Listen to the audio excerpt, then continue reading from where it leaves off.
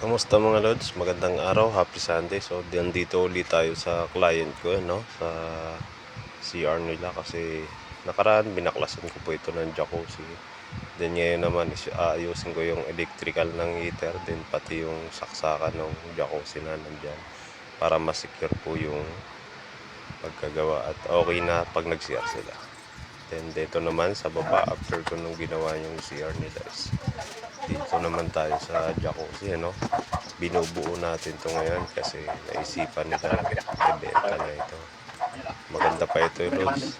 Sobrang makinis pa, sariwa pa sa lahat. Kaya panoorin muna natin kung paano ko buuin ito mga loads.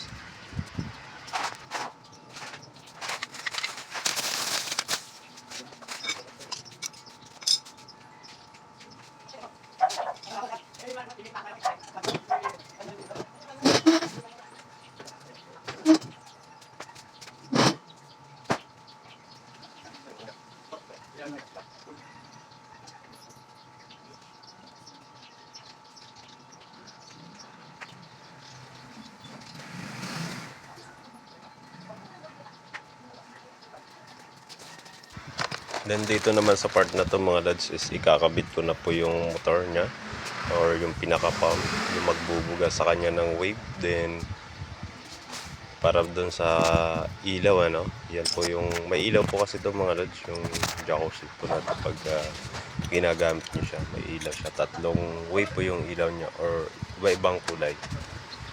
Ito unti-unti na natin binubuo kasi kailangan mauuna yung motor kasi may cover po yung side na yan.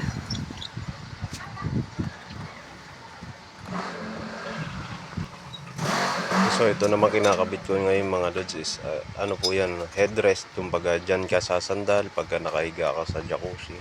Kabilaan po yan mga lods. Pati yung sa kabilang side meron din po yan.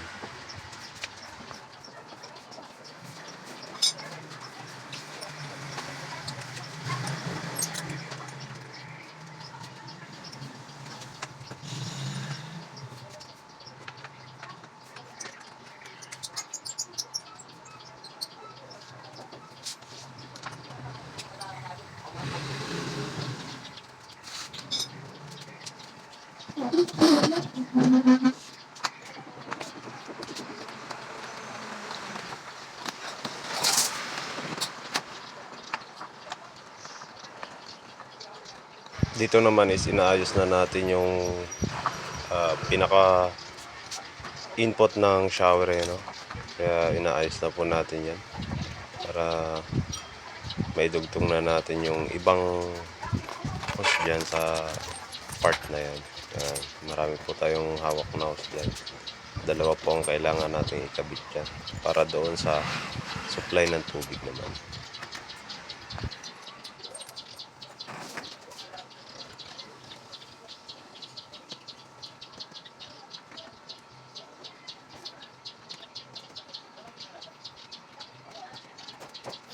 Bali na ito na yung pinaka itsura ng nagawa na natin, no?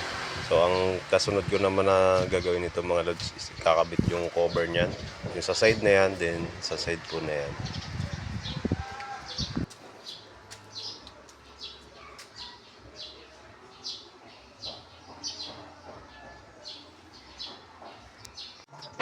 Dito naman kinakabit na natin yung cover ng motor, ano? Para paghugas natin mamaya is walang mababasa o hindi siya maapektuhan ng tubig kasi. Pero waterproof naman po yung motor na yan, silyado po yan. Pero siguraduhin na lang din natin para walang aberya.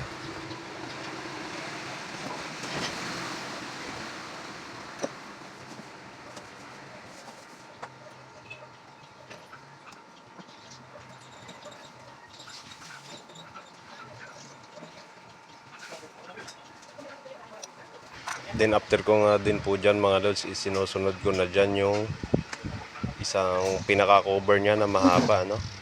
Yung naka-curve. Yan kasi ang pinaka-front talaga ng jacuzzi natin. Yan. Kung makikita nyo, ayan, oh. Andyan din yung pangalan, yung pinaka-manufactured, din yung pinaka ano niya,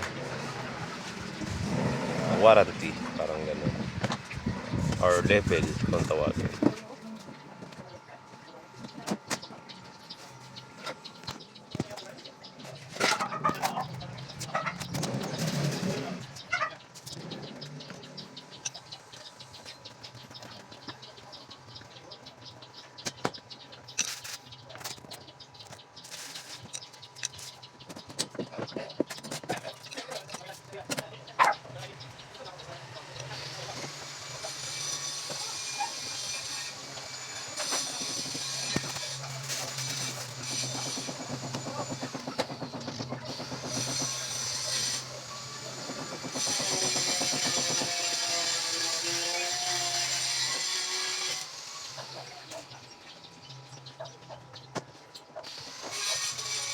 So, gagawin na lang natin dito muna is lilinisin din mamaya.